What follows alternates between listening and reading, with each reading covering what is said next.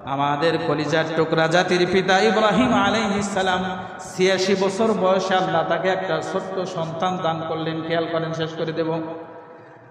৮৬ বছর বয়সে ইসমাঈল আলাইহিস সালামকে তার ওরসে জন্ম দিলেন আল্লাহ।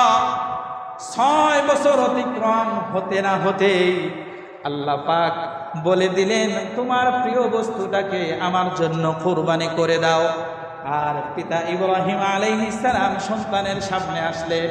ইসমাঈল আলাইহিস সালামকে এসে বললেন, ইন্নী আরা ফিল মানামি আন্নী আযবাহুকা ফানজুর মাযা তারা। বাবা বলতেছেন, হে ইসমাঈল, আমি স্বপ্নে দেখলাম আমি তোমাকে জবেহ করছি, আর এখানে তোমার অভিমতটাকে বলো। ছোট্ট ৬ বছরের ইসমাঈল আলাইহিস সালাম বলেন, বাবা গো, এটা কি তোমার নির্দেশ নাকি আমার রবের নির্দেশ?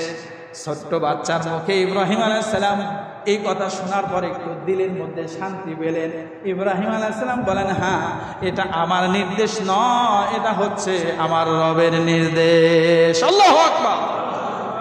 এবার বলছে, তাহলে চলো তোমাকে জবাই করব।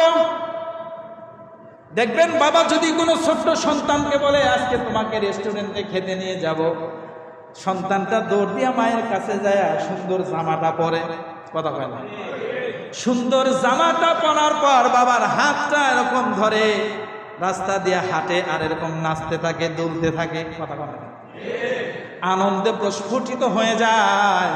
ইসমাঈল আলাইহিস সালাম বাবার হাত ধরে এরকম নাচতেছেন, দৌড়াইতেছেন। বাবা জিজ্ঞাসা করে, ইসমাঈল কিসে